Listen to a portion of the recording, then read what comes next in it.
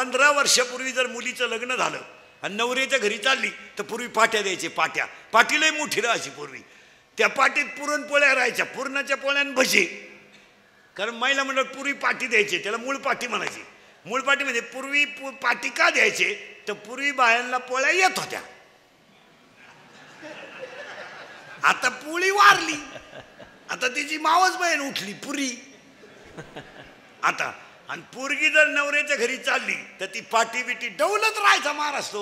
ST गावात येणार, ST पशी पाटी घेऊन लोक बसणार, 2-4 नव्या टोप्यावाले कडक मंडळी तिकून येईल, त्याला इकडच्या टोप्या घेईल, शोभून दिसायचं. मग त्या नवरीला पोचवायला 2-3 बाया, मग तिच्या आईचं रडणं. हा कार्यक्रम शोभून होता. याचं कारण होतं पूर्वी मुलीचं लग्न बाप जमीत होता. आता बापाला व्हॉट्सअपला कळला गुड्डी गेली बुवा ती आहे, तो आनंद राहिला नाही. आणि आपल्या लोकांनी काय केलं माहिती का महाराज, खरा आनंद आहे ना गमून टाकला पैशाच्या जोरावर. खरा आनंद तुला नाही. पूर्वी लग्न राहायचं खेड्यात, संध्याकाळी लग्न, पातेल्यात राखेल टेंबा आणि लापशीला काय तो काय टोकरे होत्या काय फाडा पोती, एवढी लापशी वाढायची. लगीन टोले जंग. आणि त्या लग्नात एक गडी पठ्ठ्या वहीन पेन घेऊन आणि डबा घेऊन बसायचा. माणसाने आयर लिहायची. आणि त्याच्या अगोदर लग्नाच्या अगोदर बायांनी लुगडे बिगडे आणले, गावात मिरवायचे महाराज. सोहळा चांगला होता का नाही? ह्या 5-6 वर्ष आणि चांगल्या चांगल्या गोष्टी लोकांनी बंद केल्या महाराज. लग्नांमधले आयर बंद केले तुम्ही, हे चुकीचं आहे महाराज. ज्याला पैशाची गरज आहे त्यानं आयर घेतलेच पाहिजे. तुमचं काय मत आहे? गरीबाच्या बिचाराचे बँडवालीचे पैसे जातील, मंडपवालीचे पैसे जातील, आचार्याचे थोडेफार जातील, त्याला काहीतरी कमी होईल. त्याला काय तुम्ही टेम्पो तुम्ही नावे देऊ करून राहिले का त्याच्या जमीन? नाही. मग 5-10 रुपये कोणी देत ना. आयर गरिबाने लग्नात बंदच करू नये. तुमचं काय मत आहे? त्याला पैशाची गरज आहे. आता हे नंबर 2 करणार आहेत यांना काय, या हलकटाने दिली का बाकी यांच्या ठोकून? यांनी छापलं पत्रिकेत कोणत्याच प्रकारचे आहेर स्वीकारले ना. आला गरीबाला किडा. मोठ्याचं पाहिलं गरीब आहे बोंबालं. आता गरीबाला तर मोठ्यापेक्षा किडा. काहीच घेतलं जाणार नाही. तुमची उपस्थिती हाच अनमोल आशीर्वाद. शब्द कुठून काढले काय ना आवलं दिन. आणि 13 संस्थेच्या थकबाकी आहे. अरे मग गरीबाचेच 10-5 रुपये आहेर घेतलं तर निदान एखादी वस्तू कमी होईल. काय महाराज, आम्ही लहान असताना पूर्वी 10वा झाला का 10व्या दुखटं घ्यायचं महाराज. त्या गावातल्या नाव्यानं वारुळी देऊन तो दुखटा पुकारायचा. पद्धती महाराज चांगल्या होत्या, पण या लोकांनी बंद करून टाकल्या. खरी पद्धत होती, गरिबांना आयर घ्यायला पाहिजे. अजून सावध व्हा तुम्ही. ऐकू नका कोणचं. घ्या, तुम्हाला लागते ना आम्हाला द्या, पण घ्या. विनोद नाही महाराज, पण त्यामुळे एखाद्या गरीबाचं काम होईल. लोकांनी या चांगल्या चांगल्या गोष्टी वजा करून टाकल्या. ती नवरी जर चालली पाठी घेऊन तर ती पुरीची आई एसटी जवळ तिला म्हणायची इकडे. शब्द पहा कशी होती. आडानी बाई इकडे, तुझा आमचा संबंध संपला.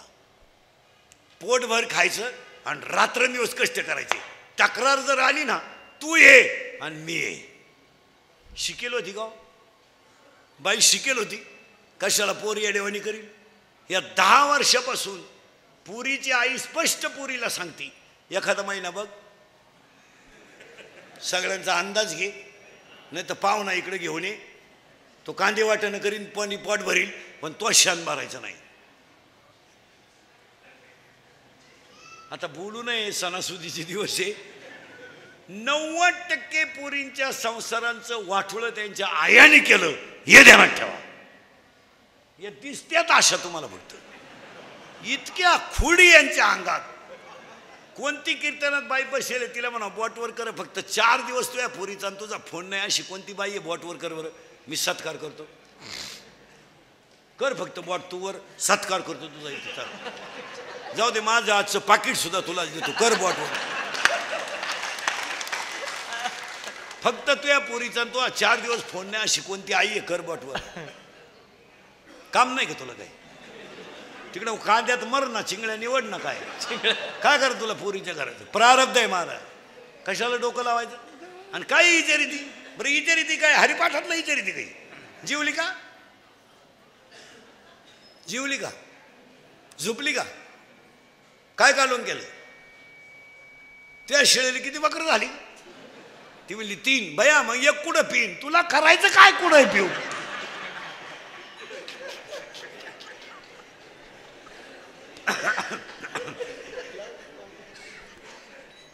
जर आजपासून महिला मंडळ पुरीच्या घरी डोकं लावलं, तू कशावय लिहून घे, यंदाची दिवाळी खात नाही तू, ले कशावर. महाराज हसण्याच्या गोष्टी नाही, कुटुंबाला संस्कार करण्याऐवजी लोकांनी कुसंस्कार केलेत. आणि म्हणून तुम्हाला उदाहरण सांगतो. महिला मंडळ तुम्ही म्हणाल महाराज असं आम्हाला का म्हणून बोलला?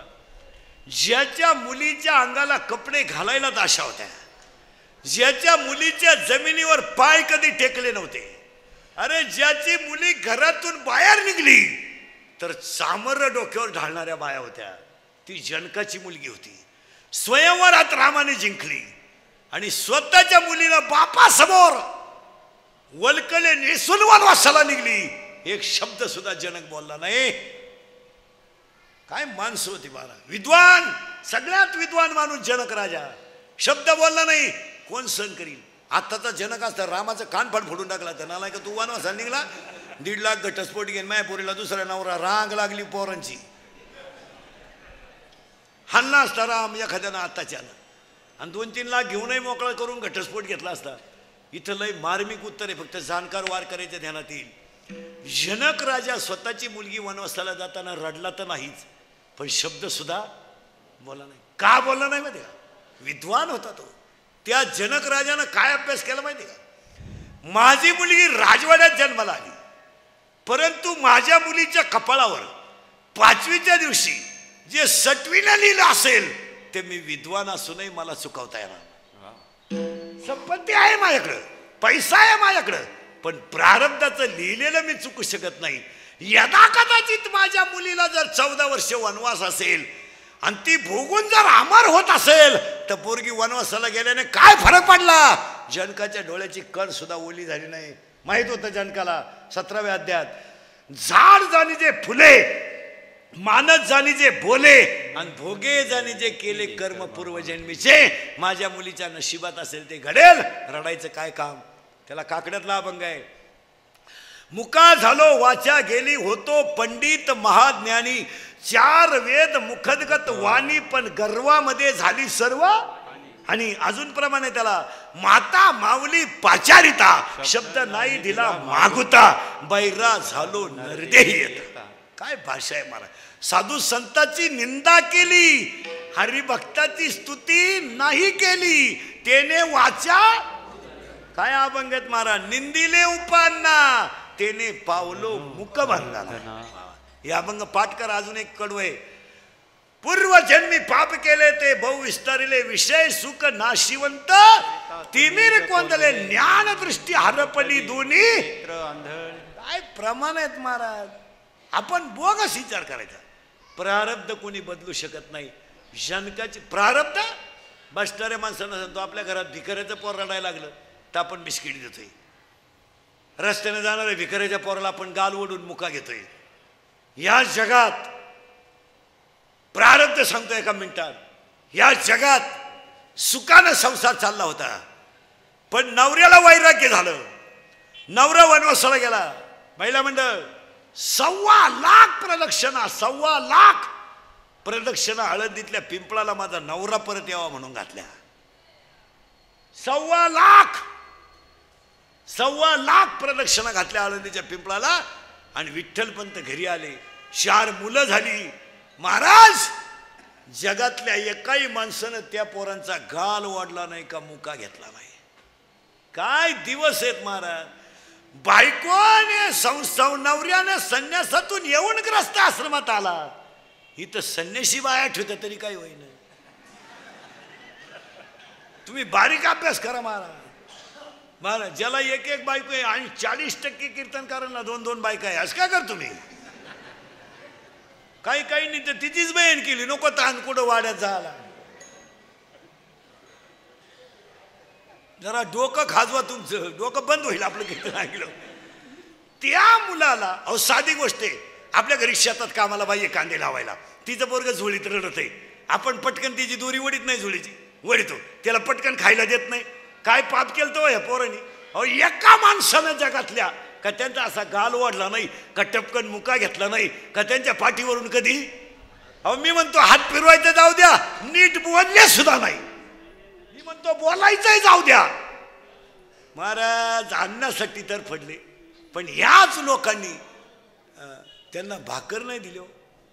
काय बोलायचं, उलट्या शिव्या दिल्या आणि झोळी शेण टाकलं.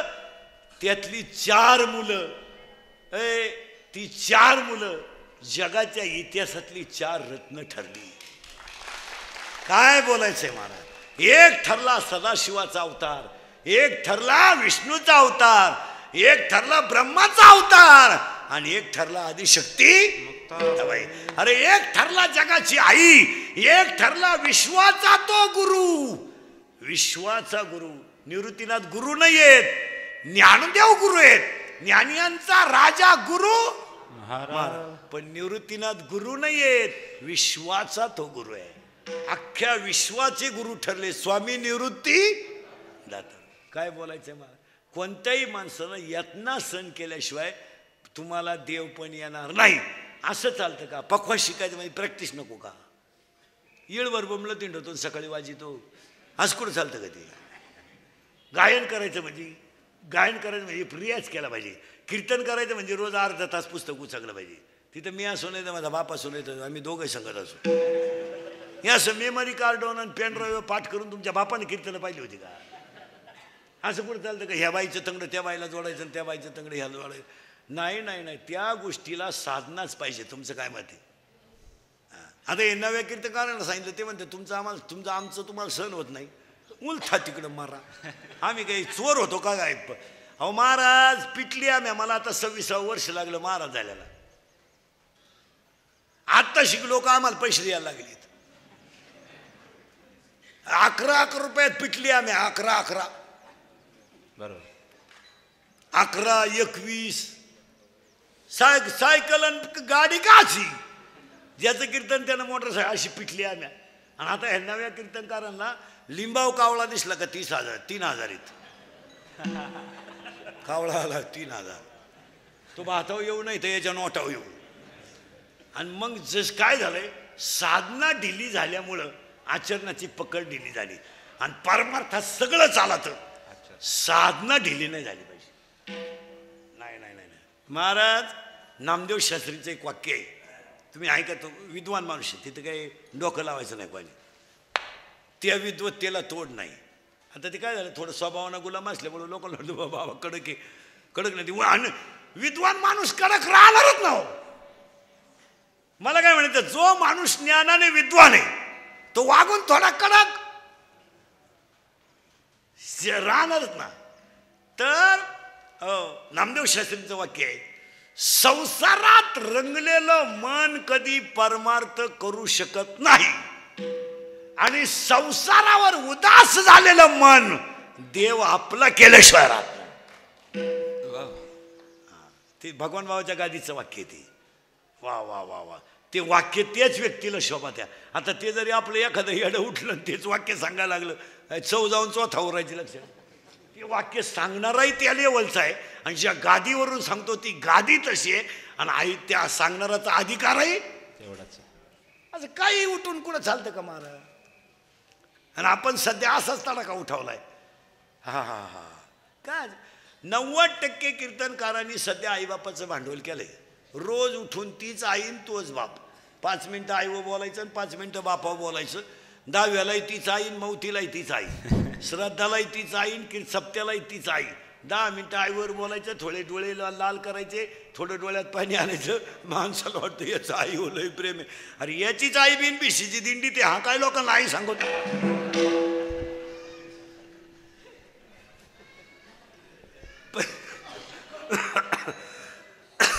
पण झाली काय महाराज, खऱ्याची मिली. इंद्रिकर मरण ना महाराज, मरणार नाही अजून 5-25 वर्ष.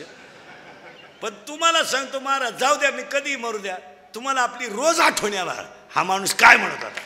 आता जाऊ द्या, आता थोडं कानाला वाईट वाटतंय, पण मी 10 वर्षापूर्वी बोलत होतो ते आजही खरंय आणि आज बोलतो ते कवाही खरंय. थोडं कानाला वाईट आहे पण खरंय. अहो महाराज नुसते फिरायला गेले ब्रह्मगिरीला आणि वाघ आडवा आला. वाघ आणि वाघाला घाबरलेले निवृत्तीनाथ गुहेत घुसले. अहो अख्ख्या कुळाचा उद्धार झाला हो. काय नुसतं विचार करण्यासारखी गोष्ट आहे. वाघाला घाबरले म्हणून गुहेत घुसले. आदिनाथ उमा बीज प्रगटेली. मच्छिंद्राला आदली त्याची प्रेम मुद्रा गोरक्षली. पूर्ण कृपा केली. काय बोलायचंय महाराज. तो अनुग्रह फक्त ज्ञानो निवृत्तीनाथाला आला. काय ताकद आली त्या याच्यात. रेडा वेद बोलला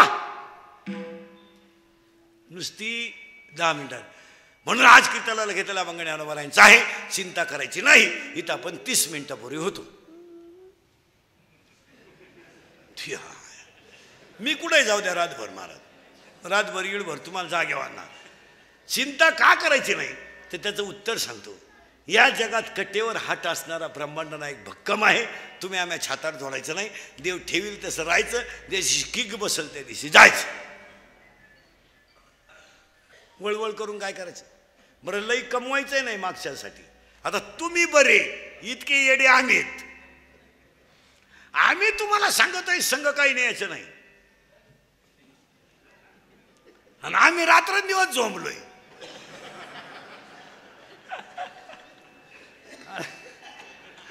अरे तुम्ही बरे निदान फक्त दिवसा कमी ते आम्हाला रात पुराण. मी ते चंपाषष्ठीमुळं 4-4च काढून राहिलो. 2-4 दिवस झाले. 3-4 मी एक नाही करीत कधी. एक केलं आपल्याला झोप सुद्धा येत नाही. 3 तर दगड आपटा भ्यावं नाही कवाय. 2-4 दिवस 4-4च काढले. महाराज अंतरातली शक्ती जागी झाल्याशिवाय बाहेरची क्रिया घडू शकत नाही. काय मध्ये फायनल. म्हणून कीर्तनाला घेतला मग ज्ञानोबरांचा पहिला मुद्दा संपला. चिंता बिंता करायची नाही. दुसरा मुद्दा संपला. सगळ्यांना धन्यवाद आणि कीर्तनाला सुरुवात. मग तुम्ही म्हणाला आत्तापर्यंत चाललं काय होतं. आत्तापर्यंत जे मार्मिक मुद्दे ध्यानात ठेवा. येतंय कसं एवढं पाठच करून जायचं. लक्ष्मी येते नारळाच्या पाण्यासारखी आणि जाते हत्तीच्या. चला गायकवाद गुरुजी सगळ्या मंडळीला धन्यवाद आणि या भावपूर्ण श्रद्धांजलीच्या कीर्तनाला सुरुवात. श्राद्ध का करायचं कसं करायचं आहे एका मिनिटात सांगतो. मागील जन्माचे भोग भोगून तुम्हाला मला जन्माला यावं लागतं. यावर आपलं मत काय. फक्त हाला हा म्हणा नाहीला नाही म्हणा. परत ऐका वाक्य. मागील जन्माचे भोग भोगून संपवण्यासाठी आपल्याला जन्माला यावंच लागतं. यावर आपलं मत काय. यावं लागतं. प्रश्न मिटला बरं का. पुन्हा डोकं लावायचं नाही. जर यावं लागतं तर भोग संपल्यावर आता लागला करंट.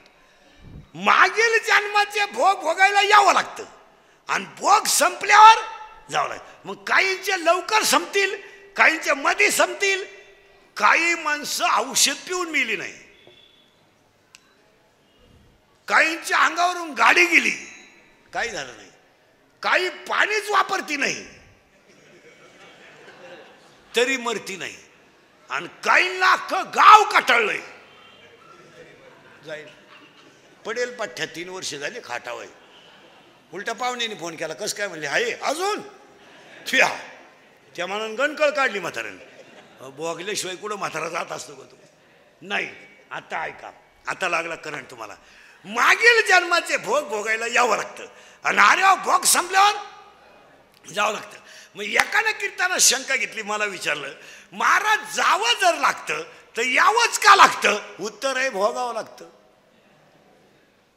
भोगायचं आणि जायचं. भोगायचं आणि जायचं. इथं कोणी भोगेल का. महाराज सृष्टीच्या मालकानं त्याच्या बापाला सोडलं नाही तर तुम्हाला कसा सोडील. तुम्हाला कसं सोडील. स्वतःचा बाप सोडला नाही. बसणारे माणसं डोकं खाजवा. 56वी पिढी होती राजा दशरथाची आणि 56व्या पिढीचा पोरगा होता राम. 56वी पिढी राम. 56वी म्हणजे दशरथ 55वी पिढी रामाची 55वी पिढी होती. आणि रावण सीता पळवायला आला तेव्हा रावणाची 4थी पिढी होती. रावणाची 4थी पिढी होती. पुल ब्रह्मदेव पुल काश्यप पुलश्य आणि रावण ही 4थी पिढी होती. रावण सीता पळवायला आला. आत्तापर्यंतच्या एकाही ग्रंथात रावणाचं वय नाही. कारण त्या पठ्ठ्याच्या वयाचा अंदाजच कोणाला आला नाही. मी काढून देतो तुम्हाला 2 मिनिटात पटलं तर बघा. रावणाला बायका होत्या 80,000 ठोक. मग वर्षाला एक बायको धरा, किती झाले? 80,000. बरं त्यानं जलमल्या बायको केली ती का? पहिले 15 धरा. मग सीता पळवायला रावण आला तेव्हा रावणाचं वय होतं 95,000 वर्ष. तेव्हा सीता होती 18 वर्षाची. आणि मग सरकारनं हीच नियम वाचला आणि पुरीचं वय 18 केलं. त्यांनी काही पारायणं नाही केली कुठं.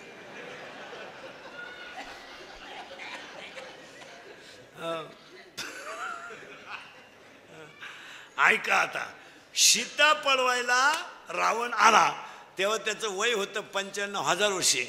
पण सीता धनुष्य उचलायला राम आला तेव्हा रामाचं वय होतं 25 वर्ष. आणि राम होता राम होता 25 वर्षाचा आणि सीता होती 18 वर्षाची. म्हणून सरकारनं पुरीचं वय केलं 18 आणि पोराचं वय 21 का केलं? तो 25ला लईच येडेवानी करील. आणि तर 2-3 वेळा बाप उचलून आपटाय बसलाय. मग ते 4 वाजा केले आणि पोराचे केले 21. आता पोराचे सरकारनं केले 21 पण देवानं केले 41. रेंज गेली काहींची रेंज. काहींचा डिस्प्लेच गेला, चित्रच दिसलं. आता हे जे गाव आहे ना अलीकडचे आश्वी, शिबलापूर, पानुडी, हांगेवाडी, शेडगाव, प्रतापपूर, ही मंडळी आता गार झाली. पूर्वी लय फुगीर होती.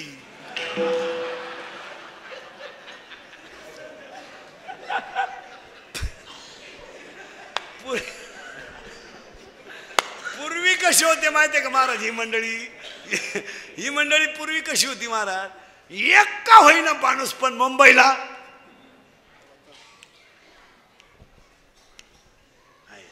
पूर्वी हा खाल्ला पट्टा आहे ना आपला, नांदूर, सोनुशी, निमोन, इकडली लोक माथाडी राहायची महाराज. ही सगळी लोक मुंबईला काय काम करायची? माथाडी काम करायचे पण कष्टालय करायचे आणि तिकडून इकडं येऊन संसार चालवायचे. आणि ती माणसं कष्टाची असल्यामुळं त्यांना त्या पैशाची किंमत कळायची. त्याच्यानंतर मधला जो पट्टा आहे, पूर्वी असं होतं आपल्याकडचे बरेचसे लोक मुंबईला जायचे पण व्यवसाय नाही. मग आयडिया काय करायचे आपले लोक? पूर्वी भांडे होते, स्टीलचे नव्हते आणि भांड्याला कलाई लावायचे काम करायचे लोक. आणि ही लोक राहायची कुठं? फुटपाथला राहायची. मग नवी मुंबई आता झाली महाराज. हे 10 वर्ष तेव्हा काची मुंबई? तेव्हा काय होतं? आपले लोक फुटपाथला झोपायचे आणि ते फिरवायचं, लावायचं, कोळसे करायचे, कलईचे पैसे करून गावात यायचं महाराज. पण इतके कष्ट, शेती उभी करायची, पोरांच्या शाळा उभ्या करायच्या, लग्नही करायचे. आता ह्या पट्ट्यात असं होतं, शेतीला पाणी होतं, शेती चांगली पिकत होती आणि कुणी ना कुणी मुंबईला राहायचं. तेव्हा तुम्हाला लोक बळच पुरी देत होती. मग चला शिबलापूरचा पाहुणा बरा आहे, त्याचा हांगेवाडीला संबंध आहे, बरं आहे. तेव्हा तुम्ही लय फुगीर, तुम्हाला ती घमेंड. मग तुम्ही तेव्हा पाहुण्यांना काय म्हणायचे? तुम्ही कुठं, आम्ही कुठं? हे कसं शक्य आहे? तुमची जमीन आणि आमचा उकिरडा सारखाच. लबाड बोलायचं नाही. आता कशी जिरली? आता बळच पुरीच्या बापाला म्हणतात राम राम. तुम्हाला यंदा नाही भाऊ, तो तिकडं देवाला सोडा, आम्हाला नको. मग पोऱ्याचा बाप म्हणतो टच करणं आपलं काम आहे. तो म्हणला टच नको, धक्का नको, तू यंदा नकोस.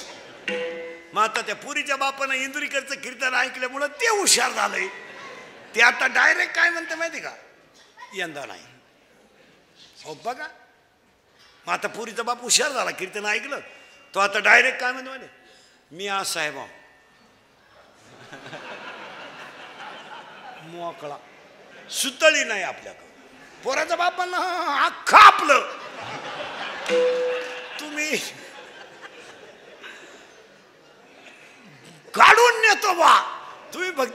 म्हणा. आता पुरीचा बाप त्याच्या पुढे गेला यंदा. हा काय म्हणा, हा काय थोबाड वाशितो, हा काय म्हणा. 3-3 लाख घेतलेत गेल्या सीझनला. पुरींच्या बापानं तिकडून पैसे घेतले, इकडं बोर मारला, त्यालाही फुफुटा निघला.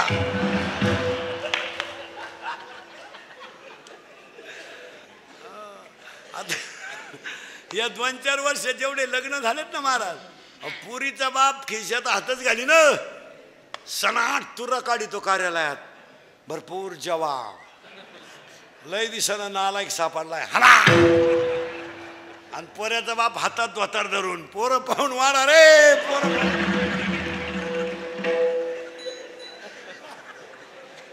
पुरीनो तुमच्या बापाच्या दारात आहे ना अशी रांग लागणार आहे 2-3 वर्षात. रांग, मुलगी द्या, मुलगी द्या, मुलगी द्या. फक्त तोवर तुम्ही घरात राहिल्या पाहिजे. नाही तर रांग लागायची अंगणात आणि तुम्ही सापडायच्या धबधब्याखाली. काय करता,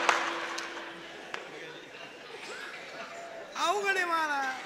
चला थोडं पुढं यावं लागतं, आल्यावर जावं लागतं. ती काळजीच नाही करायची. पण भोगल्याशिवाय सुटका नाही. इथं आलोय आपण. आता भोगायचे संपले की आपल्याला जायचं. पण कसं जायचं, उत्तर ऐका. आता लय बारीक आहे, टच लावून देतो फक्त. मग आता काय माणसं म्हणतील, बुवा तो सोमवारी मिळाला म्हणजे पवित्र होता, असा बावळटपणा नाही करायचा. मग तो एकादश करीत होता. आता समजा मी ये पोपटावानी बोलतो, मरायच्या टायमाला बोंबील मागू शकतो, त्याचं काही असं नाही. ते असं नाही. काही लोक म्हणते त्यानं काशी केली. काशीला जाणारी येडपट सुद्धा ध्यानात ठेवा. काशीला जाणारे येडपट सुद्धा ध्यानात ठेवा. काशीचा नियम असा आहे, काशीला गेल्यावर परत गावात यायचं नसतं जिवंत, असा नियम येतो. ही आपली बावळाट कुठून उठलंय, काशीला गेलो तर मी दाव्याचं खात नाही, कानपाड फोडीन. काशीचं दावीचं सबंध. तुला जायलाच कोण सांगितलं होतं काशीला?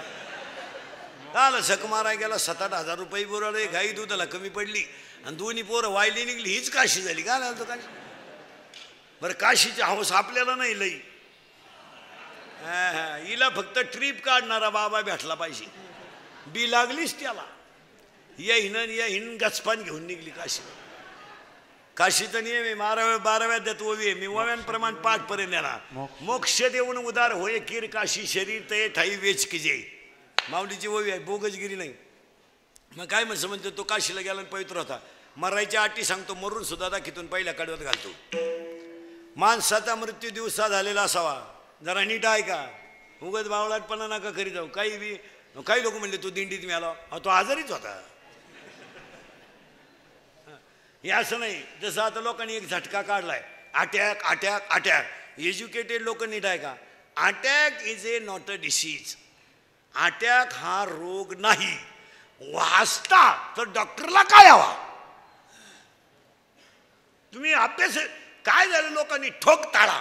अटॅक काय येतो, अटॅक म्हणजे काय, एका मिनिटात सांगतो तुम्हाला. तुमच्या मनावर एखाद्या गोष्टीचा आघात जर झाला तर ती गोष्ट तुम्ही कुणापाशी तरी बोलून दाखवली पाहिजे, म्हणजे ती गोष्टीचं भांडवल कमी होईल. आपल्या घराण्यातली इज्जत जाऊ नये म्हणून घरातली संकट माणसं स्वतःच्या अंगावर घेऊन जगतात. काय मत आहे? उदाहरणार्थ एखाद्या माणसाची पत्नी लवकर गेली, जाऊ नये. आणि महिला मंडळ मरण्याच्या बाबतीत तुम्हाला सांगतो, तुम्ही मागं राहा, आम्हाला पुढं घाला. याचं कारण सांगतो तुम्हाला. तुम्ही भांडे घासून जगू शकता, धुणं धुवून जगू शकता, तुम्ही नातू सांभाळून जगू शकता. पहाडासारखी माणसं 1.5 दमडीच्या सुनबाईचा अपमान सहन करून जगू शकत नाही. नाही नाही नाही, कधीच नाही. बैलाला हाक मारली तर बैल मागं वळत होता आणि टिकाव मारला तर खालून ढिकूळ निघत होतं. एवढी ताकद असणारा माणूस 1.5 दमडीच्या सुनानं केलेला अपमान तो म्हातारा सहनच करू शकत नाही. ज्या म्हातारीची बायको गेली मारा, त्या माणसाचं जगणं खरं नाही. आता ते फक्त म्हणायचं बरं आहे, मजा नाही त्याच्यात. एक सुना तर एक सट असू, त्यात मजा नाही. 71 असल्या तरी चालतील आणि 91 असल्या तरी चालतील, काय उपयोग नाही त्याचा. महाराज बायको येडी आहे, आंधळी आहे, कशी असू द्या, पण त्या माणसाला औषध देणारी पाणी देणारी महिला मंडळ तुमच्यापैकी बऱ्याच जणींनी भावाच्या पोरी करेल असतील सुना केल्यात ना? केल्या ना? जिनं केली तिची फक्त मुलाखत घ्या. कस काय फक्त तुवान झोडाय माणूस मिळा ना तिला. तिला फक्त विचारा धाकट्याचं लगीन करते का? तसा देवाला सोडीन पण करणार नाही. ए भावाची मुलगी शक्यतो करायची टाळावीच. कोणचं जर जुळत आलं असेल तर त्याला आता कीर्तन संपले फोन कर भाऊ तू तिकडे कॉल नाही दे. नाही चालत महाराज. काही झालं तर महिला म्हणलं काही झालं तर महिला म्हणलं तो तिचा बाप आहे आपला भाऊ आहे. असं कसं नाथ प्रेमाने तुटणार. उद्या मुलीचं सासूचं भांडण झालं भाऊ मुलीचीच बाजू घेणार. तो डायरेक्ट म्हणतो गुड्डीचा काय दोष नाही आपल्या बहिणीच्या डोक्यात वयामानानं फरक झाला नाही तर गुड्डी खाशी गुड्डीची नाही अडचण. पण माई गुड्डीच तिला नीट करीन यालाही गॅरंटी आहे.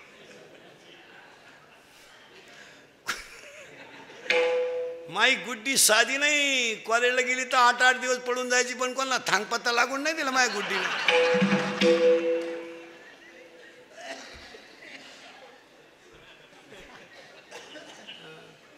हे असे ते नाही जमत. ते इथून पुढं रक्ताचे नाथे बिथे काही राहिलं नाही महाराज. काय जे भाऊबंद आता भाऊबंद तर मेलेच सगळ्यांचे तुमचे माझे आणि मेले तेच बरं झालं. भाऊबंद ते इतके नालायक तुमचे माझे जिवंतपणी नीट जगून देती नाही मेल्यावर त्यांच्याशिवाय जाता येत नाही. खांदा मग जुने लोक घरचेच 5 पोरं का होऊन द्यायचे. कोणाला राम राम आपलीच टोळी. मग आता काय महाराज आता फक्त खरेची आई मेली लोक फक्त कडक कपडे घालून निंडत्यात. खांदेकरी व्हायला माणसं न राहिले महाराज. भाऊबंद कपडे काढत नाही ना आलाय 2 बटणं काढतो बायको पाहतो तिने असे तू काढू.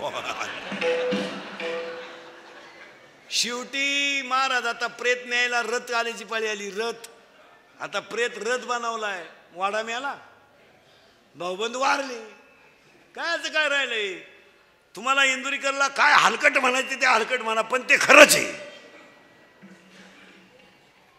10 वर्षापूर्वी मुलीचं लग्नाला मुलाला मुलगी पाहिजे फोन नव्हते. आश्वीच्या बाजारात जर निरोप दिला तर पाहुणा गुरुवारी येत होता साखरपुड्याला. 100 पाहुणे पोरगी पाहायला. आता 2 माणसं जातात पोरगी पाहायला. पोराची आईन पोराचा बाप. वाडा मिळाला भाऊबंद वारली. वरून पोराची आई म्हणती आम्ही आलतो कोणाला म्हणू नका बरं नाही तर भोंग्या होईल. पुरीचा बाप म्हणला तुम्ही सुद्धा म्हणू नका ती पळून गेली ती कालच आली सापडून नाही तर अजून तमाशा होईल. काही नाही रे महाराज. 700 वर्षापूर्वीचा अभंग आहे आजचा नाही. हा अभंग कधीचा आहे 700 वर्षापूर्वीचा. ऐका कलीचे महिमान असत्य शिरिजले जन पापा देते अनुमोदन.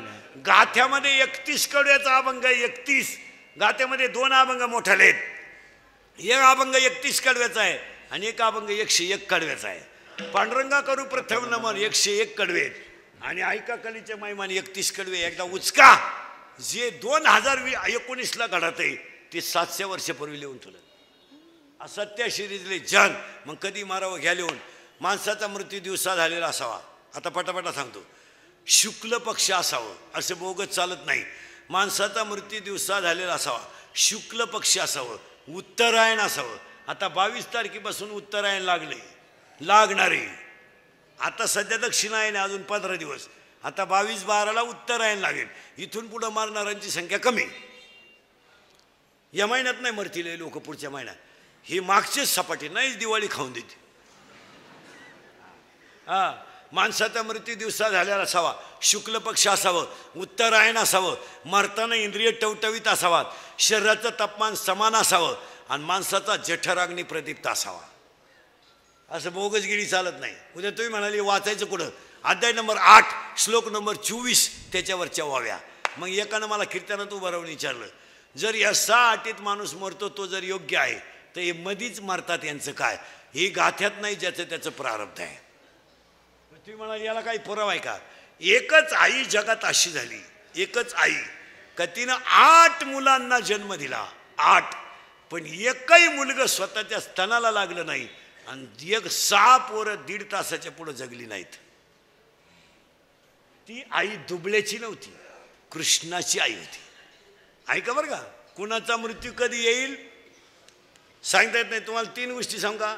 तुमचं मरण जिथं येणार तिथे येणार, तुमचं लग्न जिच्याशी होणार तिथेशीच होणार, आणि तुमचा जन्म जिथं होणार तिथंच होणार. या 3 गोष्टीला चॅलेंज नाही. ज्यांनी बळच लग्न केले गेले, कचेरीतही गेले, ते मिटूनही मोकळे झाले. लग्न तुमचं जिथं होणार तिथं होणार, तुमचं मरण जिथं येणार तिथंच येणार. असं चालणार नाही. गरुडाच्या आईनं माय आईला मरण येऊ नये म्हणून झाडाच्या खोडीतलं पण ठेवलं. यम तिथं जाऊन असला म्हणला, ही जागा होती, गिराईक येत का नव्हतं.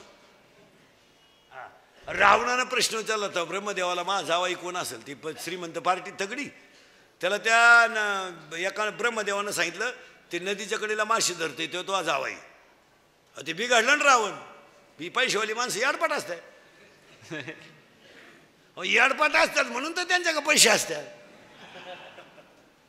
आणि त्यांना लगेच 2-4 कार्यकर्त्यांना सांगितलं, हे बाई क्वार्टरला पैसे घ्या, नळ्या नळ्या खा, गाणं बिणं ऐका, त्याचा गेम करा.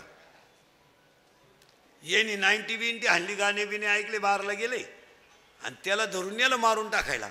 यांनी त्याच्या पायाचा तोडला अंगठा. पण हे लई प्यायला असल्यामुळे यांना सुधारलं नाही मिळालं का काय. याने दिलं पाण्यात टाकून, ती गेलं वाहून. अहो ते वाहून गेलं तर ते आशा नदीच्या कडाला अडकलं झाडाला पहाटे. त्या नगरीचा मेलता राजा, आणि त्या नगरीचा नियम असा होता, सकाळी सापडन तो राजा. हे दिवस उगताच दिसलं ना, झालं ना राजा. त्यानंच पोर केली बायको रावणाची. मग रावणानं जावाई बोलावला धोंड्यात आणि म्हणला, माई पोरगी माशी धरणारा जाणार होती, मी राजाला दिली, तुम्हाला वावळात पडणं करून तोचे मी बाय तुझ्या कार्यकर्त्यांचा पराक्रम. हो, मग हे गाथ्यात मृत्यू नाही. जगामध्ये 6 मुलं जन्माला आईला आलीत, पण स्तनातलं दूध पिले नाहीत. हे कुणाचं मर. आता हे बाकीचे जे मरण नाही, फाशी घेणं, ॲक्सिडेंट होणं, औषध पिणं, हा बावळातपण आहे. आपल्याला माहिती आहे ना, आपण चोरून लाईट गेली, मग खग्यात बोट घालायची काय गरज. बावळा. आणि ॲक्सिडेंटचं जे प्रमाण आहे ना मरण्याचं, हे म्हाताऱ्या माणसांचं कमी आहे. तुम्ही अभ्यास कर. लोक नुसते बोगस म्हणते लय माणसं ॲक्सिडेंट मारा. ॲक्सिडेंटमध्ये मरणारे अवलादी 18 ते 30 आहेत जास्त. आणि ह्या अवलादी गाड्यांखाली का जात, त्या जायलाच पाहिजे. ती तशी गावाला अडचणच आहे ना. मग ह्या अवलादी का मारतात, याला 2 कारण आहे. स्पीड मापत नाही आणि चालवणारा नील नाही. 4-4 पोरं वोकांडे घेऊन गाडीवर चालायचं आणि त्याच क्वाटरी पिऊन चालायचं. देवाने तुम्हाला का ठेवावं. आणि हे मोटरसायकलवर हे तरुण कार्टे जर मेले ना, हे जाळले सुद्धा नाही पाहिजे महाराज. वड्या बिड्याला फेकून द्या काय, शिमेव मेलेत काय. दुधाची किटली वाळायच्या आत जो घरी येतो तो दुधावर स्लॅब टाकतो.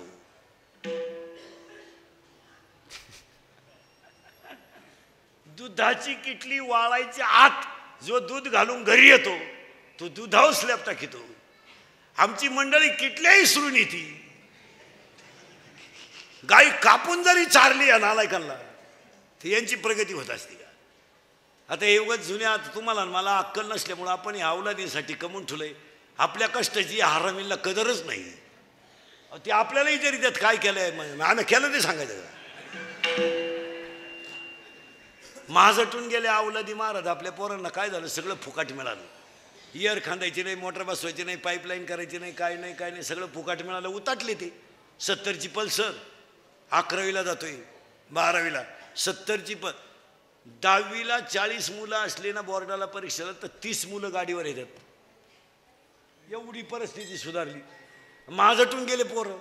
4-4 बोकांडी बसवायचे, 70ची पल्सर, 10चा मोबाईल, 2-2.5 हजारचा पायात बूट, वरून बापानं 100 द्यायची पेट्रोलला, हिनं 100 द्यायची. ही तर लई खोडीची.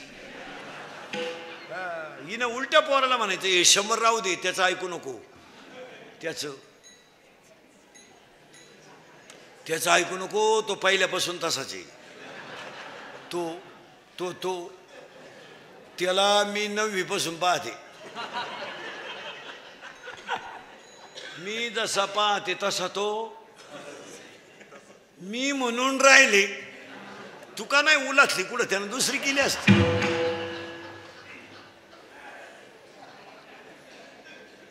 त्याचं ऐकू नको, त्याला काही जमलं नाही.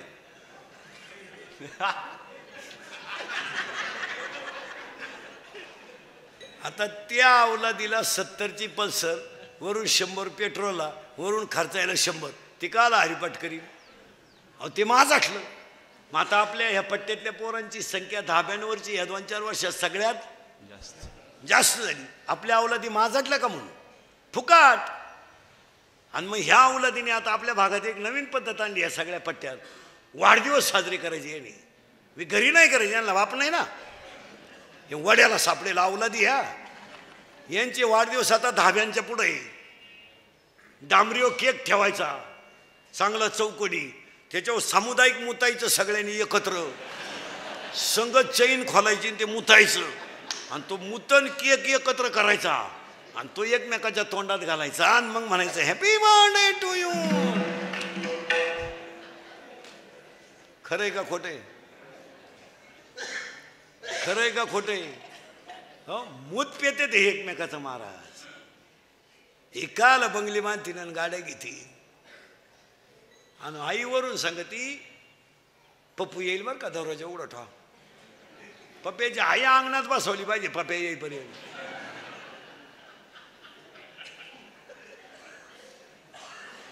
पोर 10 रुपयाला तर आई म्हणते कुठं कायम प्याते, मग आणून ठेव जाय फ्रीजमध्ये, देत जाय त्याला सकाळी. तू आता जग सुधाराय निघली. बाप नुसता म्हणला मला इंद्रिकेच्या कीर्तनाला जायचंय, बैलाला पाणी पाज. आता 18 वर्षाचा सांड आहे, त्याला काय 2 बादल्या पाणी पाजायला रोग झाला का? ही म्हणती त्याला जमन का? नाही जमायचं का त्याला? अय जमायचं नाही. मग तो का आला देवाला सोडाय ठेवला का? त्याला पाहिलं बँडवाल्याला काम येतो, तू म्हणते त्याला जमन का? उलटी आई पोराला म्हणते तू नको सोडू, त्याला किडा आहे त्याचा तो सोडीन. कोण? कुठं आहे आम्ही? अरे उलट्या आईने सांगितलं पाहिजे नुसतं पाय सावलीला नको बांधू, पाणी पाजून चारा घाल. आयुष्यभर या बिचाऱ्याने कष्टच करायचं का? 80% घरांमधलं वाटुळं आयांनी पोरांची बाजू घेऊन केलं. हां, खुशाल तुम्ही मोरकासारख्या नवऱ्याला कमी लेखता पोरांची बाजू घेता, म्हणजे तुम्हाला काही आबरू बिबरू काही राहिली का नाही? अय आयुष्यभर त्या बिचाऱ्यानं बनियान माळालं तर पलटी करून घातलं, बनियान तुटलं तर गाठ मारली, त्यानं बायकोच्या गळ्यातले दागिने मोडले. बिचाऱ्यानं रात्रभर आयुष्यभर कष्ट करून संसार केला, त्याला म्हातारपणाला तुम्ही अपमान देणार आणि भंगार काट्यांची तुम्ही बाजू घेणार. कोणत्या गाठ्यात बसत आहे? आयुष्यभर त्यांनी पापच करायचे का? त्याला वाटलं नाही का माझ्या हाताला कधी चांगलं घड्याळ असावं? त्याला वाटलं नाही का माझ्या पायात कधी चप्पल असावा? अरे त्यानं मुलीचं लग्न केलं का घर बांधायचं, घर बांधलं का एर खांदायची, एर खांदलं का पोरगं सांभाळायचं का पुन्हा बोरगं करतं झालं, म्हणजे तुम्ही त्यांचे अपमान करायचे. म्हणजे कष्ट करणाऱ्यांनी फक्त कष्टच करून मारायचं. हा कोणता न्याय? कोणता न्याय हा? तुम्ही नक्की पोथ्या वाचित्या कोणत्या? नाही तर द्या मला शिव्या भया कोणी आला काय तुम्ही आला, मग तर दुपारच मी येईल. तू आज तू फक्त मला शिवी देऊन तर पाय प्रयोग तर कर. नाही मेली मग विनोद नाही महाराज, हे तळतळीचं बोलणं आहे. म्हाताऱ्या माणसाबद्दल थोडासा घरात आदर ठेवला पाहिजे आणि तो बायकोनं ठेवला पाहिजे. पोराला सांगितलं पाहिजे तू त्याला काय त्यांना काही बोलायचं नाही. तुला काय करायचं? परदेशी कांदा गेला 1000 रुपये, 10,000 5,000. बाप नुसता म्हणला बा काय भाव गेला, काय चूक केली ती त्यानं? धावली हो ही. तुम्हाला तर जमलं नाही.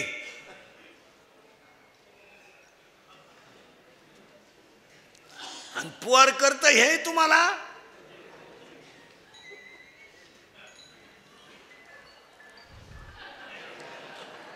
मुतलं गुणित पोर. मग व्यापारी म्हणला 2-4च कांदे कसे काय वळले झाले तुम्हाला, दयावर पडलं दुपारा.